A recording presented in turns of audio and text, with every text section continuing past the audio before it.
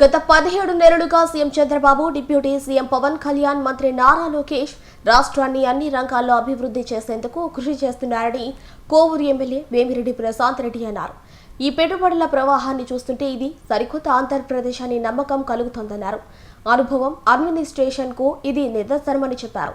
పెట్టుబడులపై వైసీపీ నాయకులు లేనిపోని తప్పుడు ప్రచారాలు చేస్తున్నారని, అయినా కూడా పెట్టుబడిదారులు వెనక్కి తగ్గకుండా భారీగా తరలివచ్చారన్నారు. కేవలం ఒక్క ప్రాంతానికే ప్రాధాన్యం ఇవ్వకుండా 3 ప్రాంతాలకు సమ ప్రాధాన్యత ఇస్తూ కంపెనీలను తీసుకువచ్చారని ఆమె స్పష్టం చేశారు.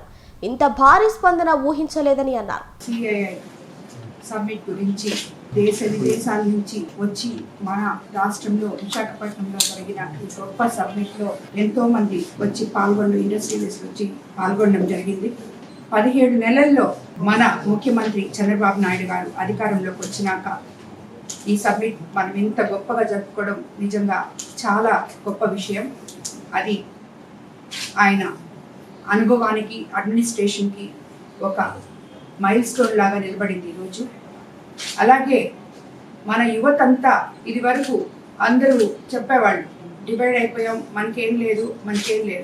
కానీ 17 నెలల్లో మన ముఖ్యమంత్రి చంద్రబాబు నాయుడు గారు, లోకేష్ బాబు గారు, అలాగే మన ప్రధానమంత్రి మోడీ గారి సహకారంతో ఈ ఎన్డీఏ గవర్నమెంట్లో దిస్ ఈజ్ న్యూ ఆంధ్రప్రదేశ్ అని మన యువత గొప్పగా చెప్పుకునే విధంగా ఈరోజు మనకి ఈ సబ్మిట్ జరిగింది. ఈ సబ్మిట్లో ఎక్కడెక్కడి నుంచో వచ్చి ఈరోజు మేమొచ్చి మీ రాష్ట్రంలో పెట్టుబడులు పెడతాము అని చెప్పి ఒక ప్రవాహంలా వచ్చారు. ఇదే విషయంగా గత ప్రభుత్వంలో ఎవరొచ్చినా వస్తామన్న వాళ్ళని భయపెట్టి వెనక్కి పంపించారు.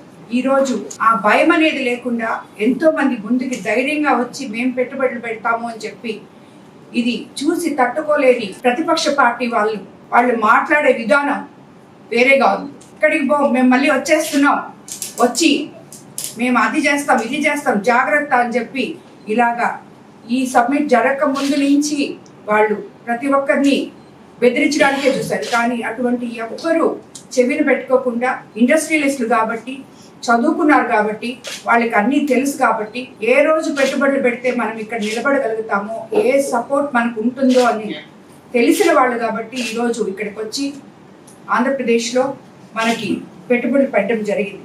అదేవిధంగా పెట్టుబడులు ఒకే నగరంలో కాకుండా మన యువ నాయకులు లోకేష్ బాబు గారు, ముఖ్యమంత్రి గారు అందరూ కలిసి దాన్ని 3 ప్రాంతాలకి డివైడ్ చేయడం జరిగింది. ఒక పక్క మనకి రాయలసీమ, కోస్తాంధ్ర, ఉత్తరాంధ్ర 3 ప్రాంతాలకి సమానంగా ఇండస్ట్రియల్ మొత్తం ఇప్పుడు వచ్చి జరిగిన ఈ ఎంఓయూలు ఏవైతే జరిగాయో అవన్నీ 3 ప్రాంతాలకి డివైడ్ చేస్తే అన్ని ప్రాంతాల వారికి ఉద్యోగాలు వస్తాయి యువతకి అని చెప్పే ఉద్దేశంతో 3 ప్రాంతాలకి కూడా సమానంగా డివైడ్ చేయడం జరిగింది. అదేవిధంగా ఈరోజు మనం ఇంత పెట్టుబడులు వస్తాయని మనం ఎక్స్పెక్ట్ చేయలేదు. అయినా కూడా ఇప్పుడు ఎంపీ గారు చెప్పినట్టు మనం 8 లక్షలు అనుకుంటే 13 లక్షల చిల్లర వచ్చింది. అలాగే ఉద్యోగాలు 16,13,188 ఉద్యోగాలు రాబోతున్నాయి. రాబోయే రోజుల్లో ఇంకా కంపెనీస్ రాబోతున్నాయి. మనం ఎలక్షన్ ముందు ఏదైతే 20 లక్షలు ఉద్యోగాలు ఇస్తాము యువతకి అని మన యువ నాయకుడు లోకేష్ బాబు చెప్పారో దాన్ని ఈరోజు దానికన్నా రాబోయే రోజుల్లో ఇంకా మించి యువతకి బంగారు భవిష్యత్తు వేసే దిశగా మన రాష్ట్రం వెళ్తుంది అని చెప్పేదానికి మనం ఎంతో గర్వంగా చెప్పుకోవచ్చు. అలాగే ఇప్పుడు చంద్రబాబు నాయుడు గారి పాలనా నైపుణ్యం, లోకేష్ గారి స్పీడ్ ఆఫ్ డూయింగ్ ఇవన్నీ చూసి ఇంతమంది ఇక్కడికి రావడం అనేది చాలా గొప్ప విషయం. వాస్తవ పెట్టుబడులు అప్పట్లో కూడా మేము తీసుకొచ్చాం, ఇది తీసుకొచ్చాం అని చెప్తున్నారు. కానీ తీసుకొచ్చిన దగ్గరే ఆగిపోయాయి. ఇప్పుడు ఈ వాస్తవ పెట్టుబడులన్నీ ఇప్పుడు చంద్రబాబు నాయుడు గారి అనుభవంతో అవి అంకురార్పణ జరగబోతుంది. వాటికన్నిటికీ అవన్నీ కూడా తప్పకుండా మనం 29 లోపల ప్రతి ఒక్కరికి ఉద్యోగాలు ఇచ్చే విధంగా ఇవన్నీ కూడా ఇక్కడ స్టార్ట్ చేసి పనులు మొదలు పెట్టే విధంగా కూడా మనం చర్యలు తీసుకుంటాం. కానీ కేవలం ఎక్కడ కూడా ఇప్పుడు ఎంతో మన కోవూరు కాన్స్టిట్యున్సీలో కూడా అన్ని చాలా రాళ్ళు వేస్తున్నారు. ఇప్పుడు మేము పనులు మొదలు పెట్టాం, మేము అప్పుడు తెచ్చామంటున్నారు. తెచ్చి ఏం లాభం? దాన్ని మొదలు పెట్టలేదు కదా. మొదలు పెట్టి పని చేసింది ఇప్పుడు చేస్తున్నాం మనం. అదే విధంగా ఈరోజు రాష్ట్రంలో కూడా తెచ్చారేమో కానీ ఏది మొదలు పెట్టలేదు.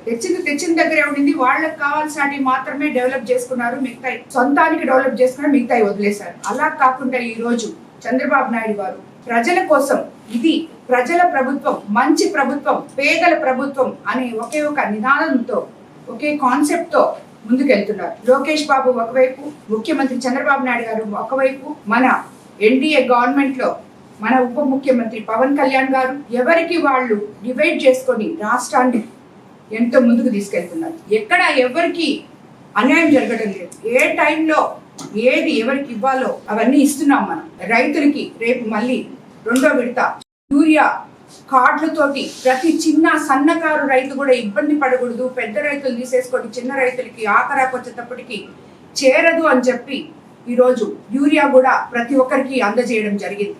2 సార్లు ఇచ్చాం, 3వ విడత కూడా రెడీగా ఉన్నాం. అలాగే ప్రొక్యూర్మెంట్ సెంటర్లు కానీ అవన్నీ కూడా ఎప్పుడు రైతులు ఏ పంటలు వేయాలో అవగాహన సదస్సులు కూడా జరుపుతున్నాం.